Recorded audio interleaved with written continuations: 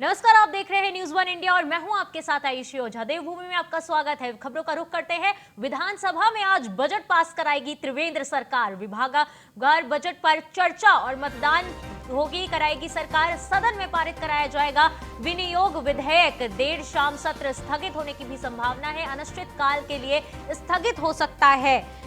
तो त्रिवेंद्र सरकार आज बजट पास कराएगी। कार्य मंत्रणा समिति की बैठक में तय हो गया था कि आज के दिन सरकार विभागवार बजट पर चर्चा और मतदान कराएगी। आज ही विनियोग विधेयक सदन में आएगा और चर्चा के बाद उसे पारित कराया जाएगा। तो बजट पास और 3 अन्य विधेयकों को पास कराने के लिए आज देर शाम सत्र स्थगित होने की संभावना भी जताई जा रही है। तो अब जो है आज के दिन बजट पेश कराएगी त्रिवेंद्र सरकार। 11 बजे विधानसभा की कार्रवाई शुरू हो चुकी है। इस दौरान कई नेतागण वहां पहुंचे हैं। वहीं आज त्रिवेंद्र सरकार बजट पास कराएगी और इस दौरान कई मुद्दों पर चर्चा होगी। कई चीजों को पारित कराया जाएगा, कई विधेयकों को पारित कराया जाएगा। विभागवार बजट पर चर्चा और मतदान कराएगी सरकार। सदन में पारित कराया जाएगा विनियोग विधेयक। तो विनियोग विधेयक सदन में पारित कराया जाएगा। विनियोग विधेयक के बारे में बताना चाहेंगे कि ये विधेयक वो होता है, सरकार द्वारा संचित निधि से जो रकम निकासी को मंजूरी दिलाने के लिए संसद में जो प्रस्तुत किया जाता है विधेयक, उसी को विनियोग विधेयक कहलाता है। वो इसका प्रावधान संविधान अनुच्छेद 111 में है। तो बता दें कि विनियोग विधेयक भी आज पारित कराया जाएगा, उस पर चर्चा की जाएगी और उसके बाद उसको पारित कराया जाएगा। देर शाम सत्र स्थगित होने की संभावना बताई जा रही है। अनिश्चित काल के लिए स्थगित हो सकता है ये सत्र। तो विधानसभा में आज बजट पास कराएगी त्रिवेंद्र सरकार। विभागवार बजट पर चर्चा और मतदान कराएगी सरकार। सदन में पारित कराया जाएगा विनियोग विधेयक। देर शाम सत्र स्थगित होने की संभावना। अनिश्चित काल के लिए स्थगित हो। बात कही तो राज्य में जो नशा मुक्ति का राष्ट्रीय कार्य योजना वो राज्य में लागू है। हल्द्वानी देहरादून में हमने यहाँ कार्य प्रारंभ हो गया है। सभी जो हमारे जनपद हैं, जिला चिकित्सालयों में नशा मुक्ति होते स्पेशल वार्ड बनाए जाने का प्रस्ताव हमने बजट में भी किया है और पिछले दिनों में हल्द्वानी देहरादून में यहाँ हमने प्रारंभ किया है। 2 चीजें ममता जी ने और शायद काजी जी ने भी उठाई हैं। जो रुड़की की और देहरादून की घटना हुई थी उसमें निश्चित रूप से हमने तत्काल ही 3 निरीक्षक, 2 उप निरीक्षक, 4 अन्य को निलंबित किया था। देहरादून में भी हमने निरीक्षक, 2 उप निरीक्षक, 4 अन्य निलंबित किए गए थे, कार्रवाई की थी। और ये आपको मैं धन्यवाद भी देता हूं कि आप कुछ बात आपने जो सरकार ने किया उसके लिए आपने सरकार को कहा भी है कि पुलिस अच्छा काम कर रही है। निश्चित रूप से पुलिस का बजट आएगा तब भी आप इसको बोलेंगे, मुझे पूरी उम्मीद है। और हमने एक अच्छा काम हमारी पुलिस करे। इन्फोर्समेंट पर हमारा दबाव भी है। इन्फोर्समेंट में राजस्व कमाना है सरकार का उद्देश्य नहीं है। सरकार का उद्देश्य ये है कि राज्य में किसी भी रूप से अवैध शराब ना पाए और हम उसके लिए इन्फोर्समेंट जितना अच्छा बना सकते हैं उतना बनाए। इस पॉलिसी को, नई पॉलिसी को लाने का उद्देश्य यही है। माननीय अध्यक्ष जी, माननीय मंत्री जी ने अपने उत्तर भाषण में जो बात कही, निश्चित रूप से क्योंकि आबकारी का जो विषय है बहुत गंभीर विषय है और सरकार ने कहा कि हमने दुकानें कम करने का काम किया है। ये सरकार की ऐसी चाल है कि 10 कदम आगे चल करके 2 कदम पीछे हट गए। पहले दुकानें बढ़ा दी, फिर उसको कम करने का काम किया है। दूसरी बात, सरकार ने अपने कार्य क्षेत्र से बाहर जाकर के जो 2 वर्ष की निविदाएं की है, निश्चित रूप से, और उन निविदाओं में भी व्यापक स्तर पर भ्रष्टाचार हुए। मेरे पास कई लोगों के दूरभाष पर फोन आए, लेकिन मैं जब तक उसकी सत्यता प्रमाणित ना कर लूं तब तक मैं कोई बात कहूं तो उचित नहीं। लेकिन ये सब चीजें आज हालत है ये है कि ओवर रेट में शराब बिक रही है। आए दिन इसकी शिकायत होती है। आए दिन जो है लोग जो है इस बात को कहते हैं, उजागर करते हैं, कोई कार्रवाई नहीं होती। रुड़की की घटना, दिल दहलाने वाली घटना है। उस घटना में अभी तक सरकार कुछ नहीं कर पाई। उसके बाद देहरादून के अंदर घटना घटित हो गई। इसलिए आबकारी को सरकार ने सिर्फ एक माध्यम माना है कि आबकारी के माध्यम से सरकार राजस्व एकत्रित करने का काम करे, जिसके हम पक्षधर नहीं है। इसीलिए मैं अपने कटौती के उस पर जो है बल देता हूँ। माननीय सदस्यगण, क्या आप अपना कटौती का प्रस्ताव वापस ले रहे हैं? यदि मैं कटौती के प्रस्ताव पर बल दे रहा हूं।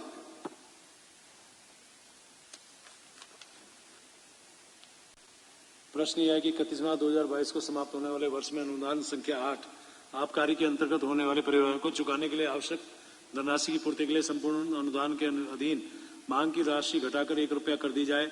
जो माननीय सदस्य इसके पक्ष में कृपया हाँ कहें, जो माननीय सदस्य इसके विरोध में कृपया नहीं कहें। नहीं की संख्या अधिक है, अतः कटौती प्रस्ताव अस्वीकृत हुआ। प्रश्न यह है कि 31 मार्च 2022 को समाप्त होने वाले वर्ष में अनुदान संख्या 8 आबकारी के अंतर्गत होने वाले परिवारों को चुकाने के लिए आवश्यक धनराशि की पूर्ति के लिए 35,07,15,000 मात्र से अनधिक धनराशि स्वीकृत की जाए। जो माननीय सदस्य इसके पक्ष में कृपया हाँ कहें, जो माननीय सदस्य इसके विरोध में कृपया नहीं कहें। हाँ की संख्या अधिक है, अतः मांग की राशि स्वीकृत हुई। अब हम उठते हैं 2 बजे तक के लिए।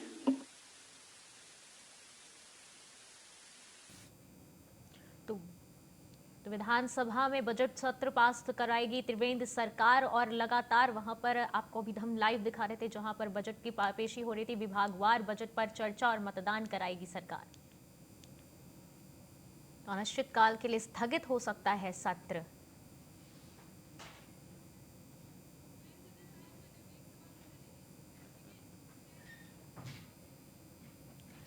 फहीम तना रेजिडेंट एडिटर हमारे साथ इस समय बने हुए हैं। फहीम, आपसे जानना चाहेंगे कौन कौन से विधायक इस दौरान पारित हो सकते हैं?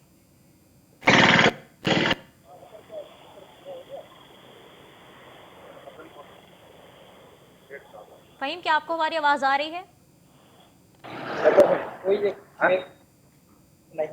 सुबह तो वो आए, कुछ लोग आए।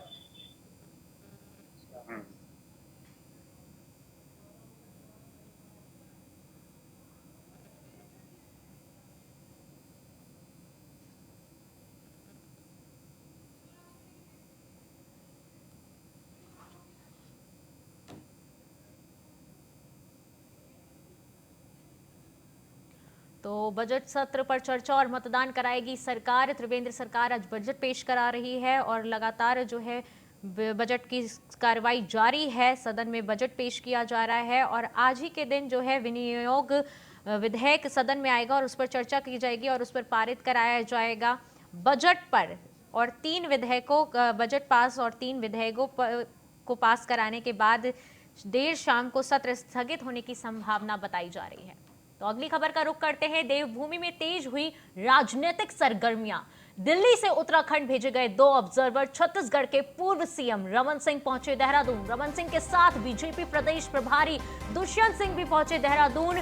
बीजापुर गेस्ट हाउस में बीजेपी प्रदेश अध्यक्ष ने किया स्वागत। सीएम त्रिवेंद्र को तत्काल देहरादून बुलाया गया। दौरे पर देहरादून से बाहर गए थे सीएम त्रिवेंद्र। दोपहर 2 बजे होगी कोर कमेटी की बैठक में मुख्यमंत्री त्रिवेंद्र सिंह रावत और कोर ग्रुप के सदस्य रहेंगे मौजूद। अगले हफ्ते देहरादून के दौरे पर आ सकते हैं बीजेपी अध्यक्ष जेपी नड्डा। तो बता दें कि देवभूमि में राजनीतिक सरगर्मियां तेज हो चुकी है। दिल्ली से उत्तराखंड 2 ऑब्जर्वर भेजे गए हैं। छत्तीसगढ़ से पूर्व सीएम रमन सिंह पहुंचे हैं देहरादून। वहीं रमन सिंह के साथ बीजेपी प्रदेश प्रभारी दुष्यंत सिंह भी देहरादून पहुंचे हैं। बीजापुर गेस्ट हाउस में बीजेपी अध्यक्ष ने उनका स्वागत किया है। सीएम त्रिवेंद्र को तत्काल देहरादून बुलाया गया है। अब सवाल ये उठता है कि ऐसी बात क्या थी जो तुरंत सीएम त्रिवेंद्र सिंह को उनके दौरे से वापस बुलाया गया है। दौरे पर थे, देहरादून से बाहर गए थे सीएम त्रिवेंद्र सिंह रावत, जिन्हें तुरंत वापस बुलाया गया है देहरादून। और अब बीजापुर गेस्ट हाउस में बीजेपी प्रदेश अध्यक्ष ने स्वागत किया है। रमन सिंह के साथ बीजेपी प्रदेश प्रभारी दुष्यंत सिंह ने भी देहरादून पहुंचे हैं। दिल्ली में उत्तराखंड भेजे गए 2 ऑब्जर्वर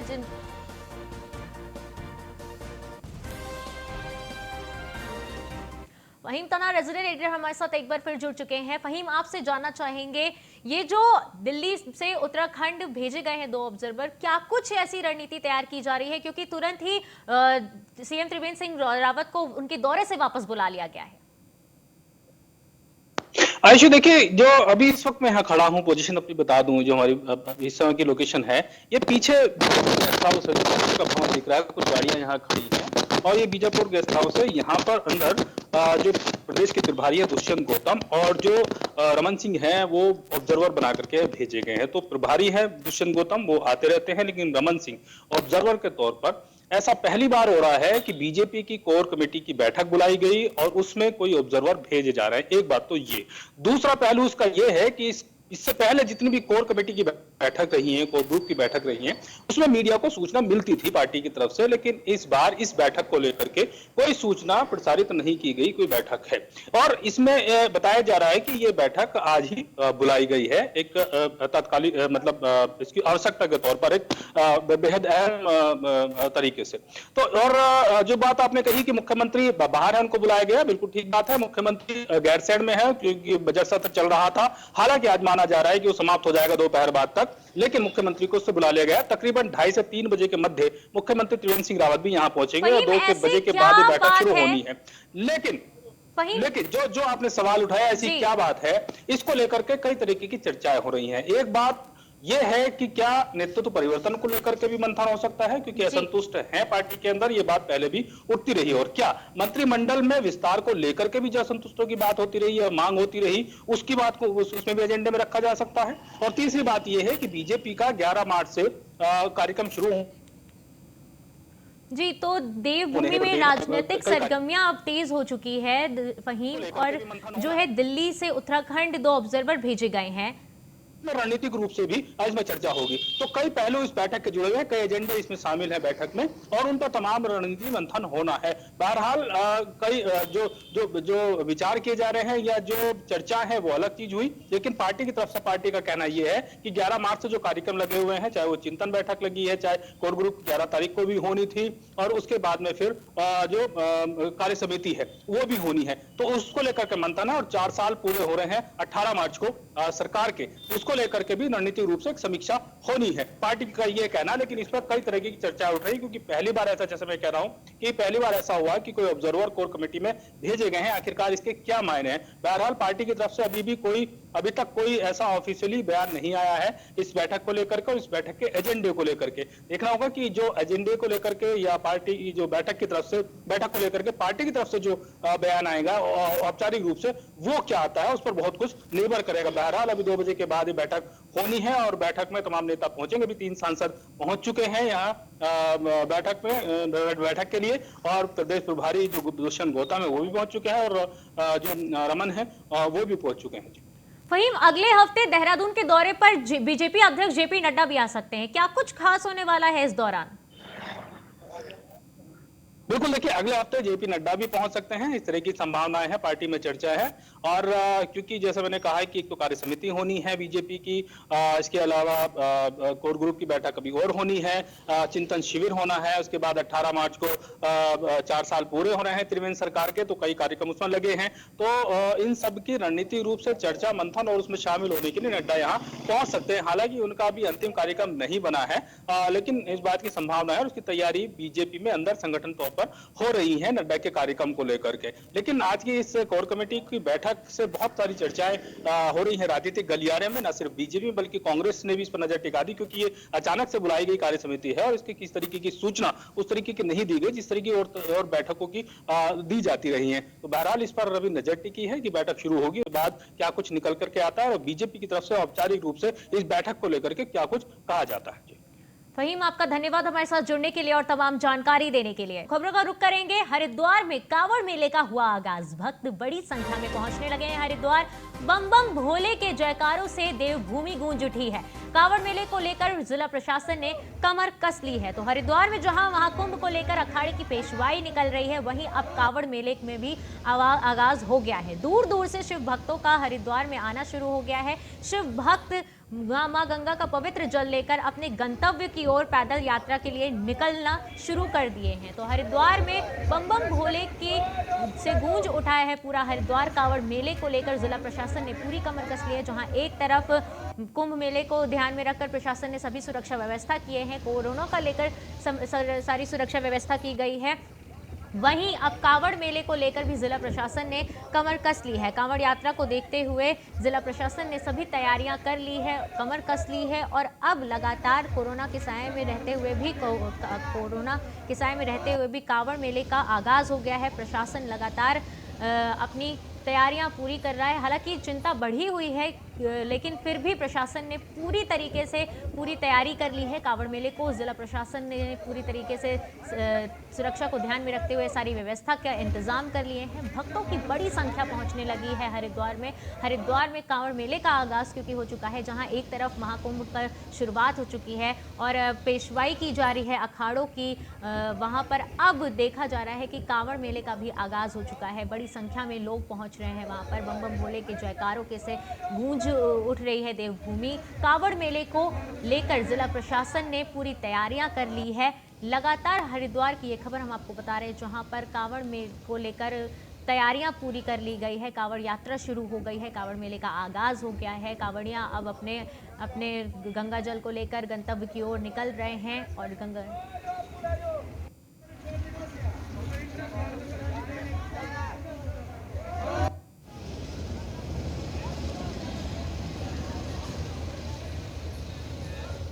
सुमित सैनी संवाददाता हमारे साथ इस समय जुड़ चुके हैं। सुमित, हम आपसे जानना चाहेंगे हरिद्वार में अभी क्या माहौल है? कांवड़ मेले का भी अब आगाज हो चुका है।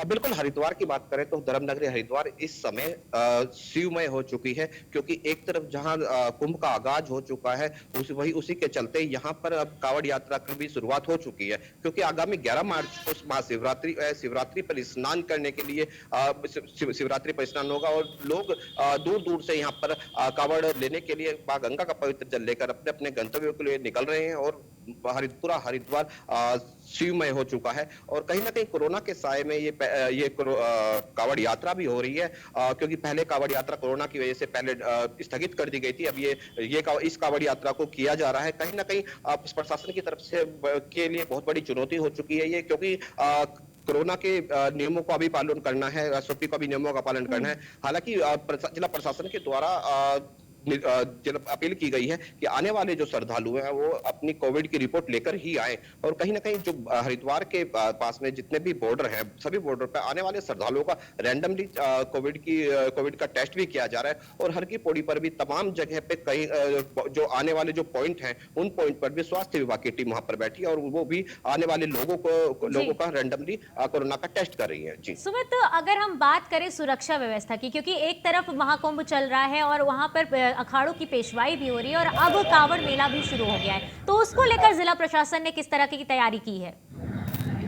बिल्कुल, कुंभ क्योंकि अगर सुरक्षा की बात करें तो बहुत अहम हो जाता है, क्योंकि कांवड़ के लिए जो अब महाकुंभ चल रहा है, तो महाकुंभ के लिए तमाम जो पुलिस की जितनी भी टीमें हैं वो यहाँ पर लगी हुई हैं। उसके साथ में बहुत सी पैरामिलिट्री फोर्स भी यहाँ पर लगी हुई है और दूसरे जिलों से भी तमाम यहाँ पर पुलिस भी पहुंच चुकी है। तो इसके लिए सुरक्षा की बात करें तो तमाम जगह सुरक्षा के इंतजाम चाक चौबंद किए हुए हैं और सुरक्षा की दृष्टि से कहीं भी किसी तरह की भी कोई भी गुंजाइश नहीं छोड़ी गई है, क्योंकि एक बहुत बड़ी चुनौती है क्योंकि यहाँ पर लाखों करोड़ों की संख्या में श्रद्धालु पहुंचते हैं। एक तो महाकुंभ है, महाकुंभ में भी तमाम श्रद्धालु यहाँ पर श्रद्धालु और सन्यासी और साधु संत यहाँ पर पहुंच चुके हैं, उनकी पेशवाई भी निकल रही है। तो पेशवाई में पूरी चलिए सुमित, धन्यवाद आपका हमारे साथ जुड़ने के लिए और तमाम जानकारी देने के लिए। तो फिलहाल देवभूमि में